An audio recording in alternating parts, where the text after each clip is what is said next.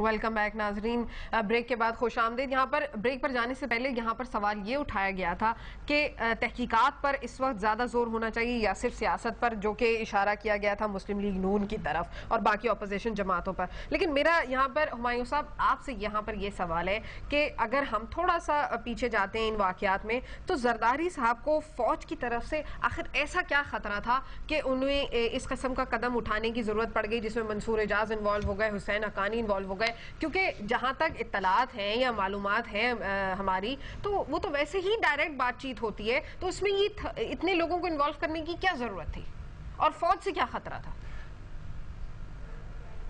دیکھیے, جس ملک میں 4 دفعہ فوج اقتدار میں آئی ہو تو کسی بھی سیاسی حکومت کو کچھ نہ کچھ خطرہ تو ہوگا. میری, جیسے میں نے شروع میں کہا, میری سوچ تو یہ ہے کہ سیاستدان اپنی یا ایک سیاسی پارٹی اپنی کارکردگی اور عوام کا کانفیڈنس کے ذریعے اس خطرے کو کم کر سکتی ہے یا ٹال سکتی ہے. اب فیکٹس یہ ہیں کہ یہ تو حکومت نے کیا کہ وہ ISI کو جو انٹیریئر منسٹری کے کنٹرول میں کرنے کی کوشش کی, یا اللیجڈلی کیری لوگر بل میں کہا جاتا ہے کہ جو شکیں چند اینٹی اسٹیبلشمنٹ تھیں, پاکستانی اسٹیبلشمنٹ, اس میں شاید ہمارے کچھ لوگوں کا ہاتھ تھا.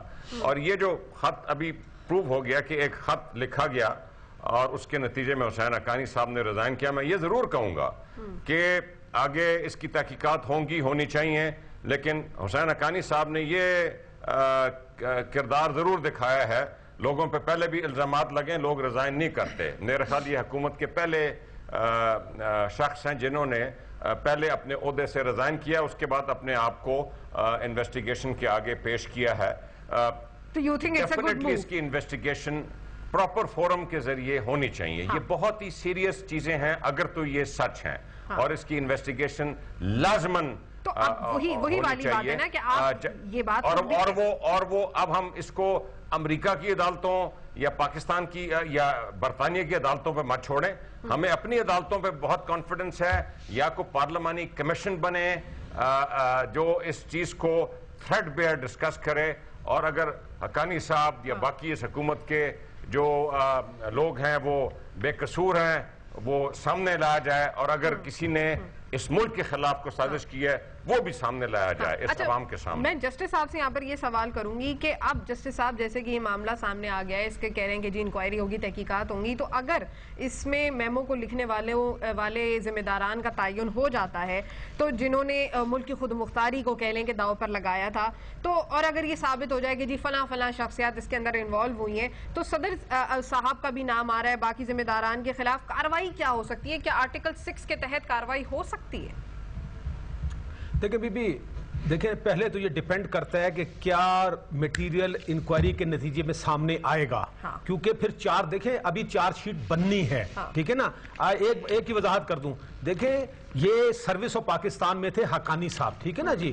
تو اگر یہ مثال کے جس وقت گورنمنٹ اسی وقت اس کو ذرا سیریسلی لے لیتی تو پھر تو فورن آفس بھی انکوائری کر سکتا تھا, اور ایک انکوائری ہو بھی چکی ہے. میں آپ کو یہ بتا دوں, یہ بھٹا صاحب میری بات کی شاید تائید کریں گے. دیکھیں بعض اوقات ڈپارٹمنٹ میں ہوتا کیا ہے کہ فیکٹس فائنڈنگ ایک انکوائری ہوتی ہے جس میں دیکھا جاتا ہے کہ یہ معاملہ ہے کیا, تاکہ اس کی بنیاد پر چارج شیٹ بنائی جا سکے. تو کل جس وقت 2 جنرل صاحبان بیٹھے تھے اور پرائم منسٹر پریزیڈنٹ صاحب بیٹھے تھے, تو اس وقت ایک فیکٹ فائنڈنگ انکوائری ہوئی. اب اس کی بنیاد پر جو میٹیریل نکلا ہے, انہوں نے ایک چارج شیٹ بنانی ہے, وہ چارج شیٹ بنا کے جائے گی انکوائری کے پاس. اس کا جب ریزلٹ سامنے آئے گا تو پھر پتا چلے گا کہ کیا یہ صرف ڈسپلنری ایکشن ہوگا, یا اس کے علاوہ جس طرف آپ اشارہ کر رہی ہیں کہ کوئی پینل افینس بھی بنتا ہے, تو اس کی جب وہ بن جائے گا. آرٹیکل 6 کا فی الحال میں بہت احتیاط سے بات کر رہا ہوں کہ مجھے فی الحال آرٹیکل 6 جو ہے اس کی ریکوائرمنٹ نظر نہیں آ رہی. لیکن ایک بات ہے کہ شاید سیکرٹ کا جو قانون ہے ہو سکتا ہے اس کی بات آ جائے. ہو سکتا ہے کہ اس پی پی سی میں پروویژنز ہیں جو آفینسز اگینسٹ اسٹیٹ جو ہیں اس کے حوالے سے کوئی بات آ جائے تو وہ تو شاید آئے, لیکن آرٹیکل 6 اس وقت کم سے کم مجھے نظر نہیں آتا. لیکن یہ ساری چیزوں کا دار و مدار جو ہے وہ رزلٹ پر ہے جو انکوائری میں آئے گا. یہ بھی تو ہو سکتا ہے کہ انکوائری کی رپورٹ یہ ہو کہ نہیں جناب حقانی صاحب نے, جیسے کہ وہ کلیم کر رہے ہیں کہ کچھ بھی نہیں ہوا, لیکن یہ ہونا انکوائری پھر بھی ضروری ہے کہ اگر اللہ نے کیا ایسا ہوا تو پھر اس کا ایک فائدہ ضرور ہوگا کہ اس کا رزلٹ رزلٹ پھر دنیا کو آپ بتائیں گے اور دنیا میں ہماری جو اس وقت سبکی ہو رہی ہے کم سے کم اس پر تھوڑا سا معاملات جو ہے وہ ختم ہو جائے. رئیسانی صاحب سے میں یہاں پر سوال کروں گی. رئیسانی صاحب, آپ جیسے کہ آپ نے گفتگو سنی جسٹس صاحب کی بھی اور ہمایوں صاحب کی بھی, اب یہاں پر سوال یہ ہے کہ تحقیقات اگر ہوتی ہیں جس میں یہ بھی کہا جا رہا ہے کہ D G I S I تمام فیکٹ فائنڈنگز چیزیں لے کر اس ملاقات یا اجلاس میں شریک تھے, تو وہ تحقیقات کا پھر آپ لوگ کیا کریں گے؟ اس کے بعد مزید کیا پیش رفت ہو سکتی ہے؟ اور شہری رحمان کو جو اب نیا سفیر بنایا گیا ہے ان کا فیوچر کیا ہو سکتا ہے؟ کیسے وہ اتنے تمام تر بہت سینسٹیو نازک تعلقات ہیں اس وقت امریکہ کے ساتھ, حالات بھی بہت نازک ہیں. بی بی ایک تو مجھے جو دو حضرات بات کر رہے تھے یقیناً مجھے کچھ بھی سمجھ نہیں آ رہا تھا, یعنی ان کا آواز گونج ایسے رہا تھا, مجھے سمجھ نہیں آ رہا تھا انہوں نے کیا فرمایا ہے. جیسے پاکستانی آج کے چینل پہ سیاستدان فرماتے رہتے ہیں اور ان کا کوئی مقصد ہوتا نہیں ہے, صرف وقت وہ کرنے کے لیے, ویسے ہی مجھے گونج یہ سمجھ نہیں آ رہا تھا کہ میں ان کو یقیناً ان کا گونج سن رہا تھا. میں عرض ایک کرنا چاہتا ہوں کہ میں سپوکس مین نہیں ہوں پاکستان پیپلز پارٹی کا, ان کا نقطہ نظر میں بیان نہیں کر سکتا ہوں, مگر یہاں ایک بات آپ نے کی کہ آرٹیکل 6 ہائی ٹریزن کے تحت یہ بات ہو سکتا ہے, اور ایک میمو جس پہ ابھی تک تحقیق ہو رہا ہے اور ایک نتیجہ نکلنا چاہیے اس کا.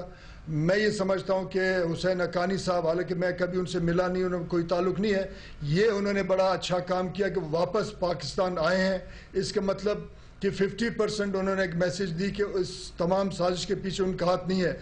اگر پھر بھی ایک سازش ہوتا ہے تو میں یہ سمجھتا ہوں کہ ایک چٹھی لکھنے پہ سازش کی جاتی ہے, مگر پھر اگر پاکستانی قوم آج بالکل سنجیدہ ہے کئی دہائیوں بعد کہ ایسے بڑے سازشوں کے خلاف ایک متفقہ فیصلہ اور ایک لائحہ عمل تیار کرے گا, تو میں سمجھتا ہوں کہ 77 کا سازش امریکہ کے ساتھ ساز باز کرنے کے بعد ایک جنگ چھیڑا گیا جو آج تک ہم بھگت رہے ہیں. 2000 کا سازش, معین قریشی کس سازش کے تحت تشریف لائے اور کہاں چلے گئے, شوکت عزیز کا کیا سازش تھا, اور اسی قسم کے سازشوں کا نشاندہی ذوالفقار مرزا صاحب نے کی.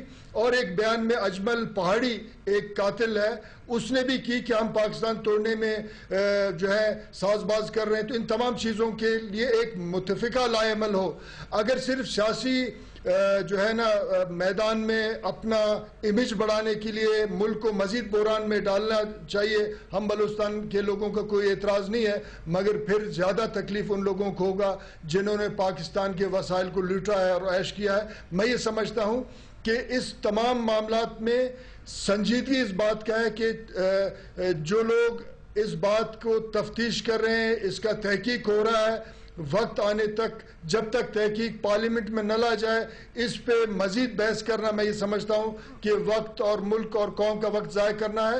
یہاں بڑے پاکستان کے قومی ادارے بینکرپسی کی طرف جا رہے ہیں, یہاں غربت بڑھ رہا ہے, دہشت گردی ہے, اور شمالی افریقہ سے اٹھتے ہوئے جو شورش کے دھوئیں ہمارے خطے کی طرف بڑھ رہے ہیں, اس کے لیے اسٹریٹجی بنانا چاہیے. سفارتی تعلقات بھی آگے سے خراب ہوتے ہیں, کبھی بہتر ہوتے ہیں. اچھا, بھٹا صاحب سے میں یہاں پر یہی سوال کروں گی کہ جو باقی مہمانوں بھی پوائنٹ آؤٹ کیا کہ جی ہمایوں صاحب نے بھی یہی پوائنٹ آؤٹ کیا کہ جی یہ تو بڑا پازیٹیو سٹیپ تھا کہ حقانی صاحب پہلے وہ بندے ہیں جو آئے, انہوں نے ریزائن کیا اور اس کے بعد اپنے آپ کو تحقیقات کے لیے پیش کر دیا. اب اس کے بعد بھی اپوزیشن اس پہ سیاست کیوں کر رہی ہے؟ کیونکہ اب یہ تو بڑا پازیٹیو سٹیپ ہوا. حقانی صاحب کا جو ریزائن تھا وہ بڑا اچھا لگا, لیکن اس کے فوری بعد جو ریاکشن آیا پرائم منسٹر آفس سے, سیکریٹریٹ سے, جس میں یہ کہا گیا کہ ان سے ریزائن لیا گیا. اب یہ اتنا بڑا مسئلہ نہیں ہے کہ ریزائن کیا یا لیا گیا, چلیں جیسے بھی ہوا, وہ انہوں نے اپنے شعر میں کہہ دیا ہے کہ یہ تو ویسی بحث ہے جی, کہ وہ مٹی کی محبت میں ساز شفتہ سری نے وہ قرض اتارے ہیں کہ واجب بھی نہ تھے. یہ بات چلیں, لیکن ایک بات جو تھی نا, پہلے میں یہی پہلے بھی عرض کر رہا تھا کہ پہلے جو پرسیپشن تھا کہ ڈاکیومنٹ ہے یا نہیں ہے, لکھا گیا ہے یا نہیں لکھا گیا ہے, میمو جو ہے وہ دیا گیا یا نہیں دیا گیا ہے, ایک بات کلیئر ہو گئی ہے کہ میمو جو تھا وہ لکھا گیا ہے, دے دیا گیا ہے. لیکن نون لیگ نے سیاست کرنی ہے, کیونکہ حسین حقانی نے ریزائن دیا یا ان سے لیا گیا, لیکن نون لیگ نے سیاست کرنی ہے صرف قد بڑھانے کے لیے. Is that the fact? چلیں ایک بریک لے لیتے ہیں, بریک سے واپس آتے اس ڈسکشن کو سٹارٹ کریں گے, ہمارے ساتھ رہیے.